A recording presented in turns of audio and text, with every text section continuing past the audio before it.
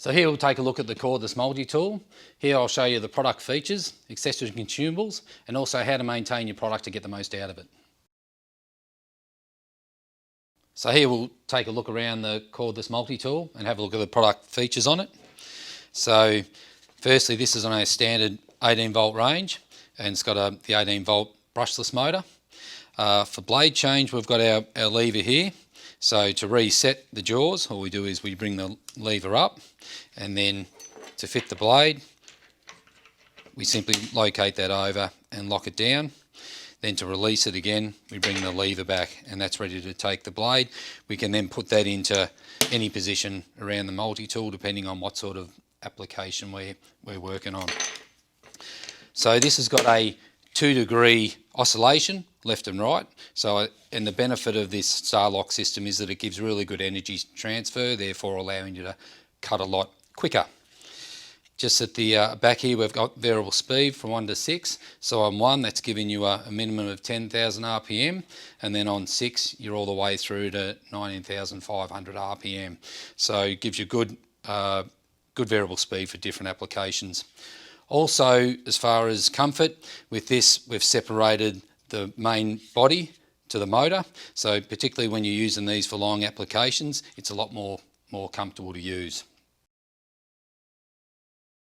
So here we're going to take a look at the accessories that we can fit onto the cordless oscillator. So firstly, to fit any of the accessories on it, we need to use the little adapter plate, and that'll fix directly onto the front with 2 screws. So the 2 screws, and this will then enable you to lock on any of the accessories that we have for the range.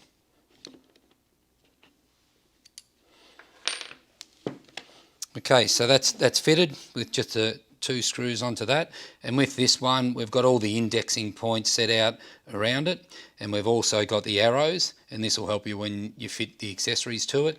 And with that we've also got the little switch, and that'll allow you to manoeuvre any of the accessories round. So the 2 arrows, one on the left, one on the right, we'll start with the dust extraction adapter. So this will hook up to the standard 27mm hose, and on all the adapters we've got an arrow, and this is where we line up to fit onto the adapters. So it's simply just to fit directly onto there. Once we've locked that on, then we can use our green lever to pivot that to the front. So the dust extractor is designed mainly to be used out the front with the 27mm hose, and with this particular one we can just take that off to the left hand side of it. So the next adapter we look at is to be able to fit the 2 depth stops to.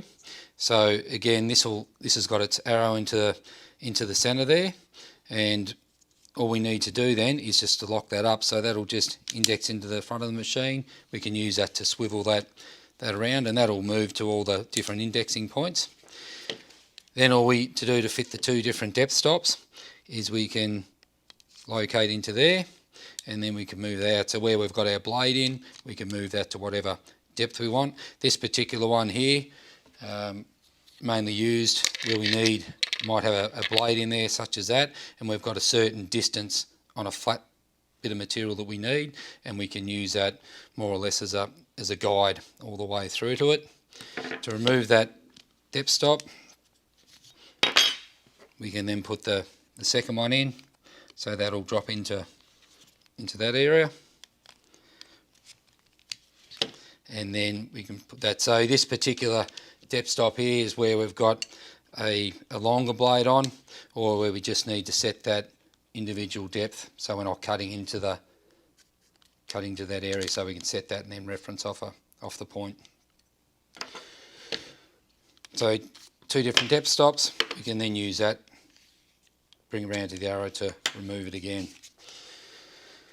Then the third accessory is where we want to plunge into the material and control it, and the whole idea of this is to stop the blade from moving. So this particular guide will have a magnet on it, and the idea of that is when we plunge it into the material, it'll stop the actual blade from moving left or right, or forward and back, so you get no marks on the material. So that's fitted in a similar way with our arrow on the side. We can bring that in, and then we can locate that onto the tool, and this way we can locate that in the straight up and down, or we can even use it in any of the different areas where we need to plunge to. This depth stop's also got Plunge Stops also got a depth stop on it as well, so once we've got our blade in there, we can set to whatever depth we want. Again, if there's something critical distance, well, we can plunge and stop that as well.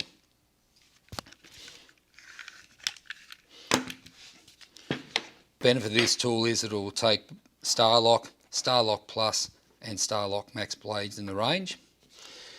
When we look at the overview, it's on the standard 18 volt range, so we've got our larger amp hour batteries and our smaller, more compact batteries for different applications, and standard chargers in the 18 volt range.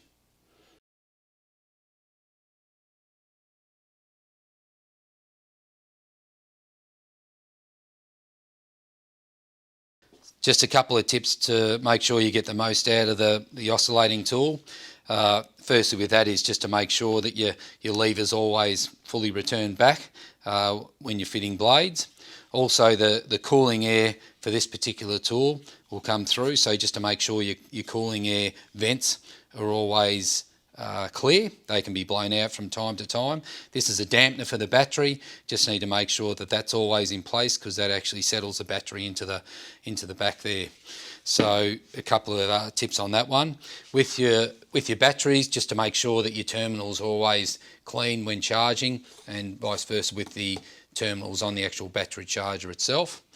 And when we're using different blades in the system, and these are just a couple of them. This is the Starlock Plus and Starlock Max.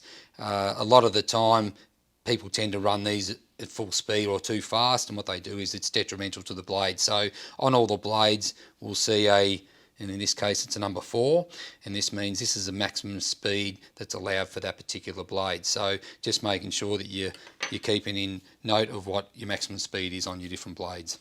So that's it for this guide. Hopefully that allows you to get the most out of your product. If you've got any other questions or need further information, just head to our website.